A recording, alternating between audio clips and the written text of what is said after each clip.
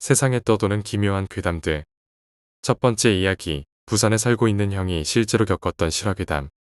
친한 동네 형이 있습니다.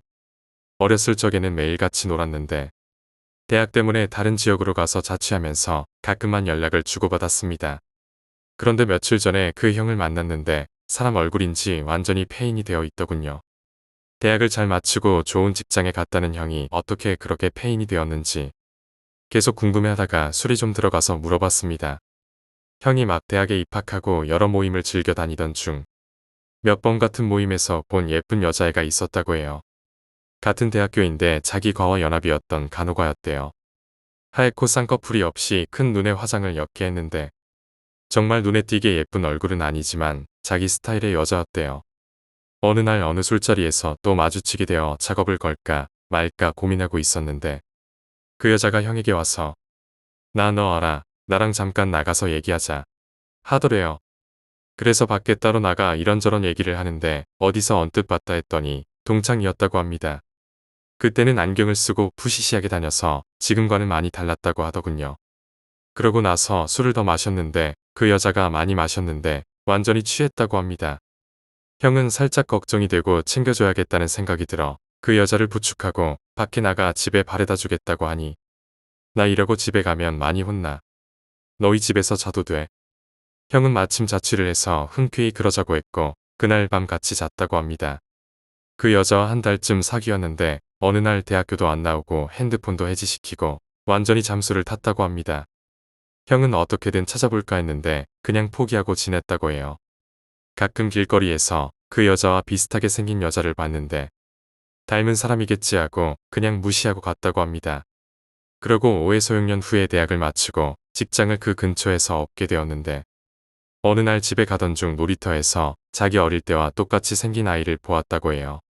정말 아이인데도 자기와 너무 똑같이 생겨서 깜짝 놀랐다고 합니다. 형은 꼬마가 너무 친근해서 꼬마에게 말을 걸고 조금 놀고 있었는데 뒤에서 집에 가자 하는 소리가 들리더니 그 소리를 낸 사람이 바로 그 여자였다고 합니다. 몇 년 전에 잠수를 탄 그 여자가 변함없는 모습으로 형 앞에 나타났습니다. 놀란 형이 무슨 말을 해야 할지 난감해하고 있는데 그녀가 먼저 말을 시작했습니다. 옛날에 왜 그랬는지 안 궁금해. 그녀가 말했습니다. 그러고는 며칠 후 그들이 따로 자리를 만들어 얘기를 나눴다고 합니다. 그녀는 고등학교 때부터 형을 매우 좋아했다고 했어요. 대학도 형보다 성적이 훨씬 좋았는데도 일부러 그 대학을 선택했다고 합니다. 하지만 대학에 들어간 후 집안에 문제가 생겨 살기가 힘들어졌다고 하더군요. 그러던 중에 돈이 많은 어떤 아저씨를 만나 그 아저씨와 함께 살았다고 합니다. 결혼 날짜까지 잡혔지만 형과의 이별이 너무 아쉬워 우연을 가장에 만났고 결국 잠깐 사귀다가 헤어졌다고 합니다. 근데 이 아이는 내 거야? 형이 물었죠. 응. 그녀가 대답했습니다. 그녀는 형과 함께 있고 싶어서 그랬다고 했습니다. 형은 놀라움을 감추지 못하고 그녀에게 어떻게 그럴 수 있어? 그냥 너는 너대로 잘 살아. 가끔 아이를 봤으면 한다. 그녀는 싫어. 나 너한테 갈 거야. 어디든 두고 봐. 라고 말하고 자리를 떠났습니다. 그 후 며칠 뒤 형은 집 앞에서 그녀를 다시 만났습니다. 그녀는 갑자기 나타나 같이 살자고 했는데 형은 그렇게 할 수 없다고 거절했습니다. 그녀는 남편이 이제 없다고 자신에게 돈도 있으니 문제될 것이 없다고 계속 주장했습니다. 형은 그때 너무 무서웠다고 하더군요. 며칠 전 동네에서 40대 남자가 살해된 사건이 있었는데 그게 그녀의 남편이었기 때문입니다. 형은 그 이야기를 듣고 그녀가 남편을 살해한 것 같은 느낌을 받았다고 합니다. 형은 그 후로 매일 그녀와 아이가 찾아오는 것을 뿌리치며 살았습니다. 어느 날부터는 편지가 계속 왔습니다. 처음에는 나를 뿌리치지 말고 같이 살자는 식의 애원하는 편지였는데 점점 내가 너를 이렇게까지 사랑하는데 널 뿌리친다면 나 정말 미쳐버릴 거야. 라는 협박 비슷한 편지로 변했습니다. 그 편지를 하나하나 읽어보니 형은 그녀가 고등학교 때부터 계속 자신의 스토커였다는 것을 알게 되었습니다. 그리고 마지막 편지에서 그녀는 뭐가 문제야? 너도 나를 좋아하지 않았어? 애가 문제야? 나 애도 없앨 수 있어. 너만 좋다면이라고 썼습니다. 그 말에서 그녀가 남편을 죽인 것이 확실하다는 확신이 들었습니다. 두 번째 이야기, 도서관의 책. 엄마는 비명을 지르며 쓰러졌어요. 숨쉬기도 힘든지 헐떡거리며 꿈틀 때는 엄마의 모습은 마치 벌레 같았습니다. 그럼에도 아빠는 멈추지 않았어요. 아빠는 눈에 띄는 곳은 잘 때리지 않았어요. 등이나 가슴, 배 같은 곳을 때렸죠. 아빠는 다시 엄마의 배를 주먹으로 쳤어요. 엄마는 저녁에 먹은 음식을 그대로 토해내기 시작했습니다. 나는 그제서야 엄마에게 가까이 갔어요. 엄마의 옷을 들추어 보니 여기저기 노랗고 푸른 멍이 들어 있었어요. 며칠 전에 맞은 곳은 보라색으로 변해 있었습니다. 화장실에서 대야랑 걸레 좀 가져다 줄래? 나는 화장실에서 대야랑 걸레를 가져왔어요. 엄마는 몸을 반쯤 일으켜 걸레로 토사물을 닦기 시작했습니다. 헝클어진 머리를 쓸어 올리며 엄마는 웃어 보이려 했지만 아까 처음 따귀를 맞았을 때 찢어진 입술이 피가 말라붙고 부어서 힘들어 보였어요. 나는 대야를 제자리에 가져다 놓으며 생각했습니다. 아빠를 없애버릴 수 있다면 얼마나 좋을까. 나는 그때 7살이었어요. 이름은 신지연이고요. 엄마가 아빠를 처음 만난 건 고등학교 2학년 때였대요. 엄마는 외할머니와 단둘이 살고 있었는데 아빠는 동네 파출소의 순경 아저씨로 집안일을 도와주러 자주 들렀었대요. 외할머니의 말을 빌리자면 그 망할 놈이 할머니가 없는 틈을 타서 엄마를 어떻게 했다네요. 그래서 제가 생겼고 엄마는 소문이 나서 학교를 더 다닐 수 없었고 할 수 없이 아빠와 결혼하게 되었대요. 할머니가 계셨을 때는 그렇게 심하지 않았는데 할머니가 돌아가시고 나서 아빠는 거의 일주일에 3-4차례는 엄마를 때렸어요. 하지만 이유라는 것도 웃기죠. 어떻게 사람이 맞을 이유가 있을까요? 월요일, 아빠는 술을 마시고 퇴근했어요. 엄마는 찌개를 끓이느라 정신이 팔려 아빠가 초인종을 누르는 것을 몰랐어요. 제가 얼른 문을 열었지만 이미 아빠는 화가 나 있었어요. 엄마의 말이 끝나기도 전에 아빠는 엄마에게 찌개를 내던졌어요. 이상한 생각이 들어 내가 말리려고 갔을 때 엄마는 이미 뜨거운 찌개를 뒤집어 쓰고 엎드려 있었어요.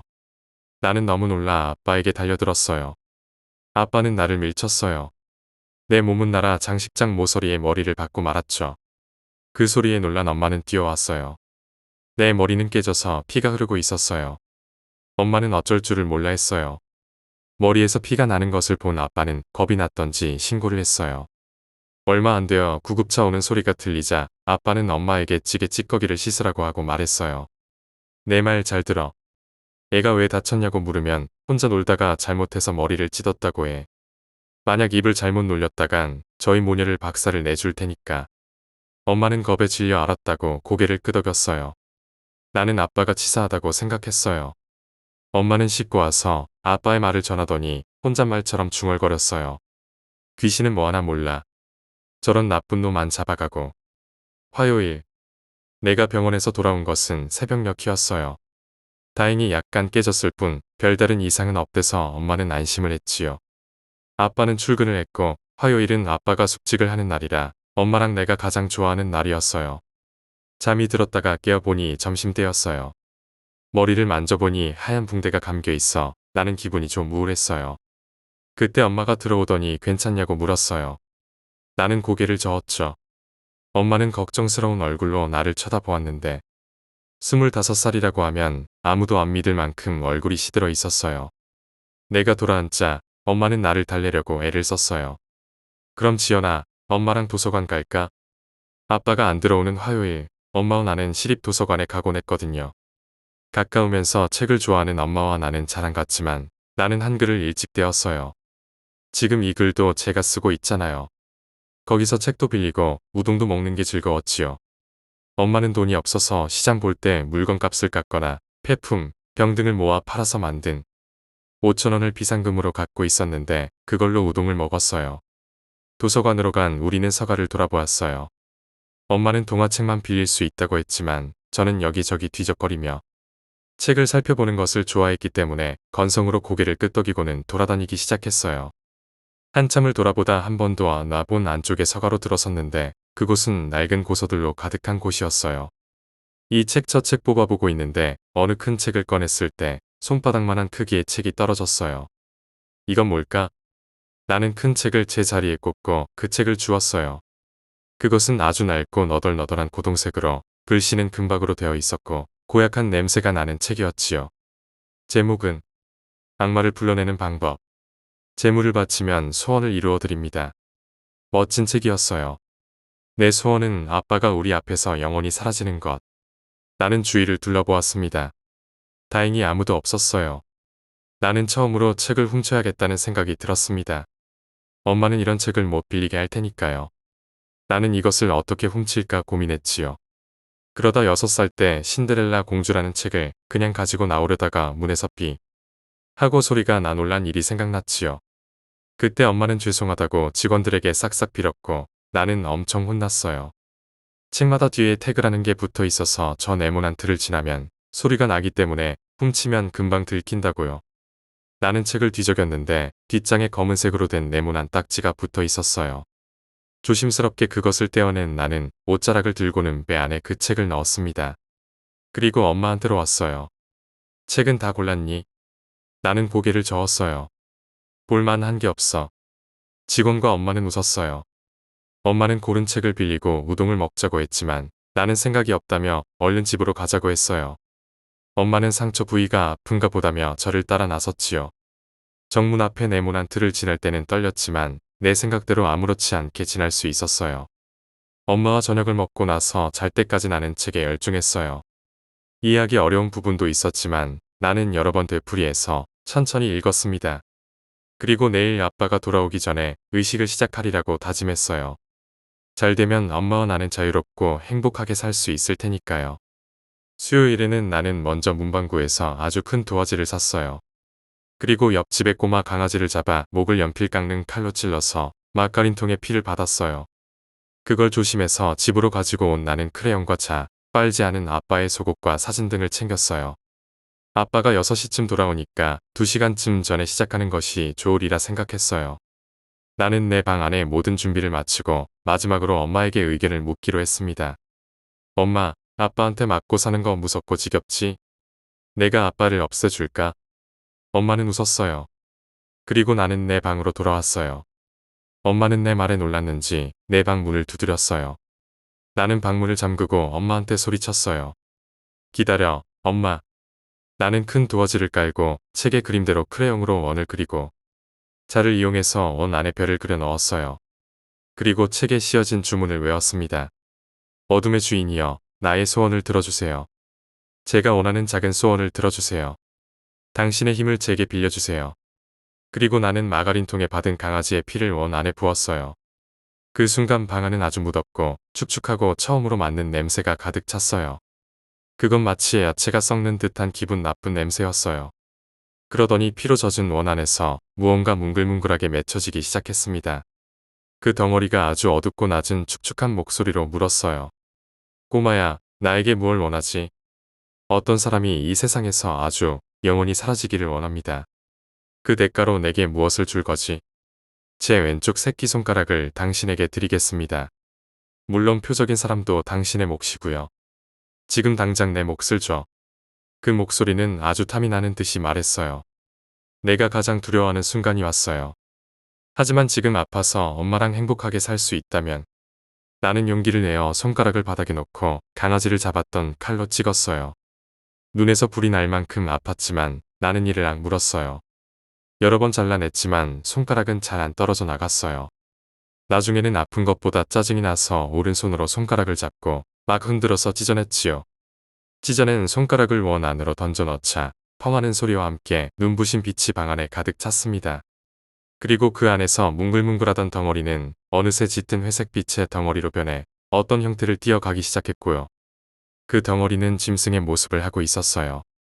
짙은 회색 빛은 검은색으로 변했고 그것은 내 발로 서 있었지요. 처음에는 개인 줄 알았는데 자세히 보니 불이 머리에 달린 것이 그림책으로 본 염소 같다는 생각이 들었어요. 그러다 앞발로 선다고 생각했는데 갑자기 인간의 모습을 하고 있었습니다. 그는 키가 크고 호리호리한 체격의 몸에는 털이 전혀 없고 끈적끈적한 물질로 된 몸을 지니고 있었어요. 그리고 그 눈꺼풀이 없는 노란 눈동자. 엄마는 문을 두들기다가 열쇠를 찾아 들어왔어요. 그리고 내가 불러낸 것을 보고는 놀라 소리를 질렀지요. 놀라지 마십시오, 부인. 저는 따님의 소원을 들어주기 위해 왔습니다. 이제 두 분은 여기 계십시오. 제가 계약에 따라 소원을 이루어 드리지요. 그때 초인종이 울렸어요. 아빠가 돌아온 모양이었어요. 내가 그를 바라보자 그는 알았다는 듯이 고개를 끄덕였어요. 그는 현관으로 나가기 시작했어요. 어느새 엄마의 모습을 하고 있었는데 어딘지 부자연스러워 보였지요. 엄마의 눈, 엄마의 코였지만 약간씩 삐뚤어져 있는 것 같고 눈동자는 여전히 그 노란색의 눈이었어요. 얼굴빛도 흐린 회색으로 충충했고요. 그리고 행동도 마치 뼈가 없는 듯 흐느적거리며 걸어나갔지요. 왜 이렇게 문을 늦게 열어 또 자빠져 잔 거야? 엄마의 모습을 한 그는 웃었어요. 아빠는 술을 마시고 들어왔는지 벌건 얼굴이었지요. 왜 기분 나쁘게 웃고 지랄이야? 남편 말이 말 같지 않아? 아빠는 엄마의 모습을 한 그를 후려쳤어요. 하지만 그는 미동도 하지 않고 가만히 서 있었습니다. 작은 방에서 숨어서 보고 있는 엄마와 나는 숨을 죽이고 지켜보고 있었어요. 아빠는 그를 마구 때렸지만 그는 그 자리에 못이라도 박힌 듯 꿈쩍도 안 했지요. 이게 너의 힘인가? 이 어리석은 인간이여. 그가 말했죠. 아빠는 놀라서 뒤로 물러났어요. 아빠는 엄마의 모습을 한 그의 배를 주먹으로 때렸어요. 하지만 나가 떨어진 것은 아빠였어요. 화가 난 아빠는 달려들어 마구치기 시작했어요. 그렇지만 역시 그는 꿈쩍도 않고 아빠만 고통스러워했지요. 아빠는 뭔가 이상하다는 것을 눈치챈 듯이 주저앉은 채로 동태를 살폈습니다. 그러더니 도망가기 위해 현관으로 냅다 뛰었어요. 그는 아빠의 목을 왼손으로 들어 올렸어요. 아빠는 대롱대롱 매달린 모빌처럼 보였지요. 변하더니 아빠의 다리 쪽으로 갔어요. 그 덩어리가 지나가는 곳은 아빠의 몸이 사라지고 있었어요. 하지만 가까이 간 나는 그 소리를 들었어요. 마치 사탕을 깨물어 먹는 듯한 소리. 그는 아빠의 뼈까지 씹어 먹고 있었던 거예요. 입맛까지 다셔가며 먹고 있었지요. 이제 몸을 다 먹고 머리통을 깨물었을 때 아빠의 머리뼈가 깨지고 뇌가 터지며 그 일부가 약간 튀어나갔어요. 그는 우물우물 씹어대고는 다시 그 인간의 형태로 돌아왔어요. 그러더니 그 뇌수가 튄 곳으로 가더니 엎드려서 그것을 할짝거리며 핥았지요. 아쉬운 듯이 몸을 일으킨 그는 내 쪽으로 다가왔어요. 꼬마 아가씨, 소원대로 그는 이제 이 세상에 영원히 존재하지 않아요. 웃으며 말하는 그의 노란 눈은 왠지 다정해 보였어요. 고마워요. 그런데 아빠는 어디로 갔어요? 글쎄, 약한 여자를 때리는 것은 나보다도 못한 짓이어서 그에 합당한 대우를 해주는 곳에 있겠지. 그는 사라졌습니다. 아빠는 실종 처리가 되었지만 영원히 찾을 수 없을 것이에요. 엄마와 나는 그런대로 행복하게 살고 있어요. 이상한 일은 그 일 이후 그 책이 깜쪽같이 사라졌다는 거예요. 시립 도서관에 물어보았지만 목록에는 그런 책이 올라와 있지도 않다는 것이었어요. 나는 뭔가 소원이 생길 때마다 아직 손가락이 9개 남아있기에 그가 보고 싶기도 하고 해서 도서관들을 뒤지고 다녔지만 찾을 수가 없었어요. 아마 그때 아빠가 죽기를 바랬던 것만큼 간절하지 않아서 일지도 모릅니다. 여러분도 무언가 저만큼 간절히 원하는 것이 있다면 집 근처 도서관을 뒤져보세요. 그 책을 찾을 수 있을지도 모릅니다. 소원을 빌게 된다면 그를 보았을 때 제 안부를 전해주세요. 내가 많이 보고 싶어 한다고. 세 번째 이야기, 움직이는 귀신. 그 일은 2002년에 일어났습니다. 우리나라에서 월드컵이 열린 해죠. 정말 열기가 대단했습니다. 특히 6월 무더위는 절정이었고 한국팀이 16강 진출을 확정지은 후 이탈리아와의 16강전을 앞두고 있었습니다. 그날 저는 늦게까지 학원에 있다가 집에 돌아오고 있었습니다. 평소에는 차도 사람도 많은 큰 길이었지만 그날은 이상하게 상가도 일찍 문을 닫고 거의 한적했습니다. 으스스한 기분에 혼자 힘차게 노래를 부르며 걸어가고 있었습니다. 그런데 갑자기 후텁지근하던 날씨가 차갑게 변하면서 입김이 나올 정도가 되었습니다. 그 순간 모든 감정이 교차했습니다. 현실인지 꿈인지 구분하기 위해 꼬집어 보았지만 확실히 아팠고 현실임을 알 수 있었습니다. 불길한 예감에 눈을 감고 가만히 서 있었지만 아무 일도 일어나지 않았습니다. 눈을 떠보려는 찰나에 갑자기 누군가가 말을 걸어 깜짝 놀라서 뛰기 시작했습니다. 뛰다 보니 평소와 같은 활기찬 도로였습니다. 이상한 생각이 들어 뒤를 돌아보니 할머니가 고개를 갸우뚱하며 학생, 길거리에서 졸았어? 얼른 집에 들어가 어른들 걱정하시겠다고 하셨습니다. 분명히 1분 전만 해도 으스스하고 아무도 없던 거리였습니다. 네, 할머니라고 대답하며 길을 계속가고 있었습니다. 내가 하도 피곤해서 존 건가? 하긴 할머니가 깨워주셨으니 나무에 기대서 졸고 있었겠지. 찬 공기는 꿈이고 그래도 꼬집었을 때의 아픔은 어쩔 수 없었습니다. 그러나 막 뒤에서 자동차 클락션 소리가 끊임없이 들리면서 돌아보니 아무도 없는 거리였고 다시 앞을 보니 아까처럼 한적하고 추운 도로로 변해 있었습니다. 그 순간 온몸에 닭살이 돋고 다리가 오그라드는 듯한 느낌이 들었습니다. 정말 무슨 일이 일어날 것 같은 불길한 느낌이 들었습니다. 전 그 생각을 떨쳐버리고 애국가를 부르며 아파트로 걸어갔습니다. 아파트에 도착했을 때 이상하게도 대부분의 집불이 꺼져 있었고 아파트 안으로 들어오는 순간 추위가 더 심해진 듯 했습니다. 계속 걷는데 뒤에서 누가 쳐다보는 듯한 느낌이 들어 뒤를 돌아보니 101동 옥상에 뭔가가 움직이는 것이 보였습니다. 뭔지 자세히 보려고 계속 쳐다보는데 달빛에 비친 형상이 표범이나 하이에나처럼 보였습니다. 갑자기 그 물체가 멈추더니 저를 쳐다보는 것 같았고 미친 듯이 아파트 벽을 타고 내려오기 시작했습니다. 전 기겁하고 뒷걸음질 치다가 넘어지고 그 이상한 물체는 저를 쫓아오는 것이었습니다. 전 정말 미친 듯이 뛰었습니다. 경비 아저씨에게 도움을 요청할 수도 있다는 신락 같은 희망으로 계속 뛰었고 이상하게도 우리 동 옥상에도 똑같은 물체가 있었습니다.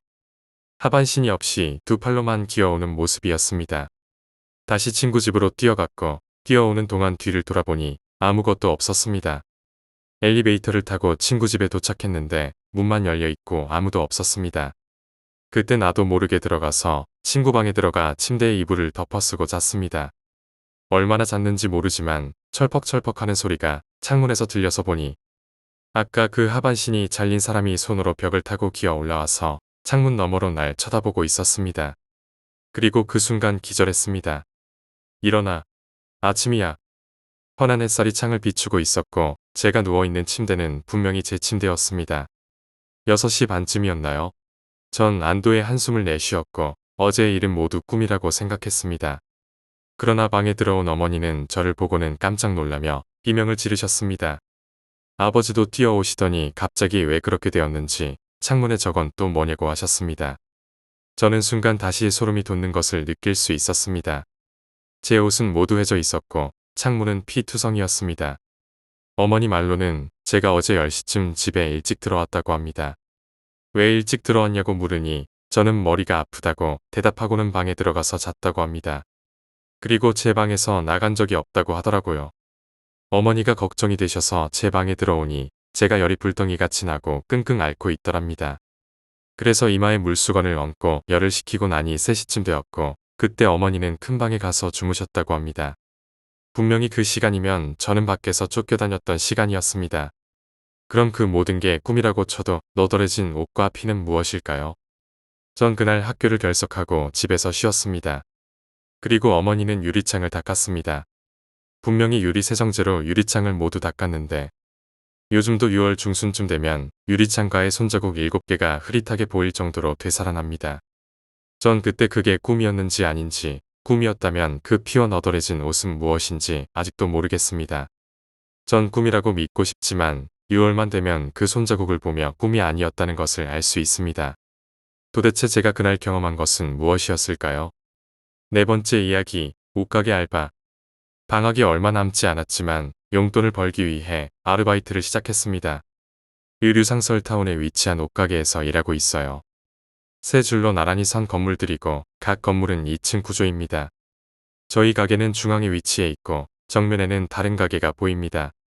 2층은 원래 옷가게였으나 모두 없어지고 웨딩홀로 바뀌었는데 불법적인 문제로 공사가 중단되어 현재는 비어 있습니다. 저는 주로 1층에서 일하기 때문에 2층에 올라갈 일이 없고 별로 신경 쓰지 않았습니다. 우리 가게 간판 아래에는 세일을 알리는 현수막이 걸려 있어서 보통은 2층이 잘 보이지 않습니다. 카운터에서 고개를 숙여야만 겨우 볼 수 있는 정도였죠. 그런데 어제 평소와 같이 가게를 지키다가 별 생각 없이 고개를 들었을 때 바람에 현수막이 날리면서 문제의 2층이 잘 보였습니다. 그곳에서 흰 옷을 입은 여자가 천천히 걸어가는 모습을 보았어요. 2층은 공사 후 사람의 출입이 거의 없는 곳이라 더욱 이상했습니다. 저는 오싹한 느낌을 받았고 다시 보았을 때 그 여자는 사라져 있었습니다. 이상하다 싶었지만 그냥 넘어갔습니다. 저녁 9시쯤 장사가 안 되어 일찍 문을 닫을 준비를 하고 있었습니다. 주변 가게들도 하나둘씩 불이 꺼지며 일찍 문을 닫는 듯 했습니다. 화장실에 갈 일이 생겨 건물 구석으로 갔는데 평소에는 켜져 있어야 할 가게들의 불이 모두 꺼져 있었습니다. 코너를 돌자 마치 무언가 잘못되었다는 생각이 들었습니다. 무서운 마음에 화장실에 들렀다가 나오는 길에 아까 2층에서 본 여자가 저를 쳐다보고 있는 것을 보고 크게 놀랐습니다. 너무 무서워서 시내 중심가 쪽으로 달려갔습니다. 집에 가는 길에 시간을 확인했더니 10시가 거의 다 되어 있었습니다. 저는 9시부터 집에 갈 준비를 했는데 1시간이 어떻게 지났는지 이해할 수 없었습니다. 마치 무언가에 홀린 듯한 기분이었어요. 지금도 이 일이 어떻게 된 일인지 모르겠습니다. 매우 황당하고 무섭습니다. 다행히 오늘은 쉬는 날이지만 내일 가게에 어떻게 나가야 할지 막막합니다. 5번째 이야기, 꿈을 무시하지 마. 며칠 전부터 돌아가신 할머니가 꿈에 계속 나타나셨습니다. 이중 현실 같은 꿈에는 할머니가 목을 매는 꿈, 초라한 한옥집 문 앞에서 들어오라는 꿈 등이 포함되었습니다. 대략 6가지의 할머니와 관련된 꿈을 꾼 것 같습니다. 특히 초라한 한옥집 문 앞에서 들어오라는 꿈이 문제였는데 이 꿈에서 저는 이상한 길을 걷다가 대문이 활짝 열린 한옥집을 발견했습니다. 할머니께서 무덤덤한 표정으로 저를 보며 손짓하셨습니다. 저는 할머니를 보고 너무도 반가워 오열하며 다가갔지만 한 번도 본 적 없는 아주머니가 저를 붙잡아 절대 가면 안 된다며 놓아주지 않았습니다. 저는 그만큼 그 아주머니의 힘이 강해 팔을 빼낼 수 없었습니다. 이 꿈이 너무 이상해서 꿈에 대해 알고 있는 형에게 이야기했더니 조상이 웃지 않고 손짓하는 것은 재물이 들어오는 좋은 꿈이라고 하더군요. 그리고 로또를 사라고도 했습니다. 그러나 저는 그 꿈이 찜찜해 어머니께서 점집에 가서 한 번 봐달라고 부탁했습니다. 저는 평소 점집을 믿지 않지만 이번만큼은 한번 확인하고 싶었습니다. 왠지 우리 집안에 무슨 안 좋은 일이 생길 것 같아서 그랬습니다. 며칠 후 저는 아마추어 직장인 밴드 활동으로 공연을 마치고 술을 거하게 마신 뒤 음주운전을 하며 집으로 돌아가던 중이었습니다. 커브길에서 차의 오른쪽 앞바퀴가 펑크나면서 차가 도랑에 빠졌습니다. 새 타이어로 갈아놓은 지 얼마 되지 않았는데 펑크난 것이 이상했지만 다행히 다치지는 않아서 다행이라고 생각했습니다. 집에 돌아와 어머니로부터 놀라운 이야기를 들었습니다. 점쟁이는 할머니가 저를 데려가기 위해 저승문턱에서 손짓했다고 말했고 사고 날 운이라면서 한동안 운전이나 물놀이, 산행은 하지 말라고 했습니다. 소름이 돋았습니다. 그날 커브길을 도는 도로 왼편이 낭떠러지였기 때문에 만약 할머니를 따라 그 집으로 들어갔다면 사고가 훨씬 더 심각했을 수도 있습니다. 점쟁이의 말에 충격을 받아 한 번 더 찾아가기로 했습니다. 사고가 이미 발생했으니 앞으로 어떤 일이 벌어질지 궁금했습니다. 어머니와 함께 점쟁이 집에 갔는데 꿈에 저를 말리던 처음 보는 아주머니가 점쟁이였습니다. 이런 일이 가능한지, 꿈속에서 처음 보는 사람을 미리 볼 수 있는지, 꿈속에서 나를 말려 살려줄 수 있는지, 점쟁이라서 가능한 것인지 여전히 이해할 수 없습니다. 이런 경험을 했음에도 불구하고 저는 이 모든 것이 우연일 뿐이라고 생각하려고 합니다. 지금도 이 글을 쓰면서 너무 오싹합니다. 혹시 비슷한 경험을 하신 분이 계신지 궁금합니다. 6번째 이야기, 선생님의 괴담. 선생님께서는 동료 선생님과 함께 5일간 출장을 나가서 시설이 좋은 호텔에 묵으셨습니다. 3일째 밤에는 호텔에서 업무 일지를 작성하고 계셨고 동료 선생님은 차에서 무언가를 가지러 나가셨습니다. 시간이 꽤 흘렀는데도 동료 선생님이 돌아오지 않자 선생님은 계속 업무 일지를 작성하셨습니다. 그러다 뒤에 누군가 있는 것 같은 느낌을 받아 뒤돌아보았지만 다행히 아무도 없어서 다시 일에 집중하셨습니다. 약 10분 정도 지난 후 선생님은 자세가 불편해 의자를 상쪽으로 당기려 했지만 의자가 마치 사람의 손에 붙잡힌 듯 꿈쩍도 하지 않았습니다. 누군가 있구나. 사람인가 귀신인가? 선생님은 너무 무서워서 아래를 보지 못하고 동료 선생님이 오기만을 기다렸습니다. 선생님은 얼마나 시간이 지났는지 모른 채 기다리셨습니다. 그러다 의자 아래에서 화난 듯한 여자의 목소리가 들려왔습니다. 선생님은 너무 놀라 자기도 모르게 의자 아래를 내려다보셨습니다. 그런데 그곳에는 형체를 알아볼 수 없을 정도로 뭉개진 얼굴과 가느다란 팔뚝이 의자 다리를 꽉 잡고 있었습니다. 나 왜 안 쳐다보는 거야? 선생님의 귓속에 들렸습니다. 선생님은 너무 무서워서 펑펑 울면서 호텔을 뛰쳐나와 영숙이를 찾았습니다. 의자 아래에서 본 그 여자의 손가락에는 선생님께서 선물해준 반지가 끼워져 있었습니다. 그날 밤 선생님의 동료는 덤프에 치이셔서 얼굴이 많이 손상되고 현장에서 즉사하셨습니다. 담임 선생님께서는 그 사건 이후 너무 오싹해서 반개월 동안 몸져 놓으셨습니다. 7번째 이야기, 머리를 감다. 일주일 전쯤 머리를 자르고 나서 과외 가기 전에 항상 머리를 감곤 해요.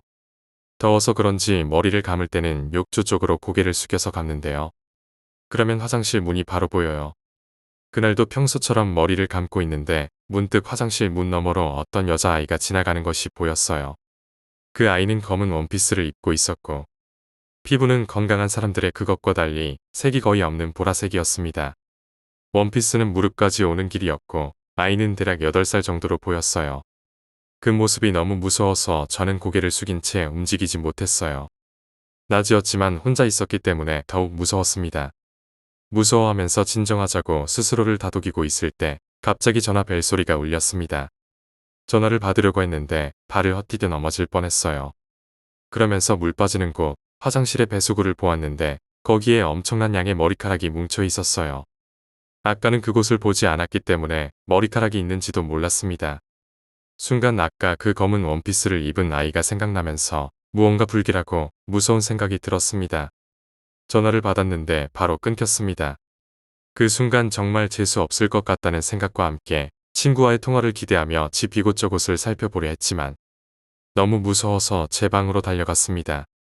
가방을 챙기고 신발도 신지 않고 들고서는 뛰어내려 9층에서부터 계단을 내려왔습니다. 너무 무서워서 엘리베이터도 타지 않고 그대로 집 밖으로 나왔습니다. 과외가 끝나고도 한동안 밖에서 서성이다가 찝찝한 기분으로 집에 돌아왔습니다. 7살 때 한 번 가위에 눌린 적이 있는데 그때만큼은 아니었지만 비슷하게 무서웠습니다. 그냥 그날따라 정말 재수가 없었다고 생각하기로 했습니다.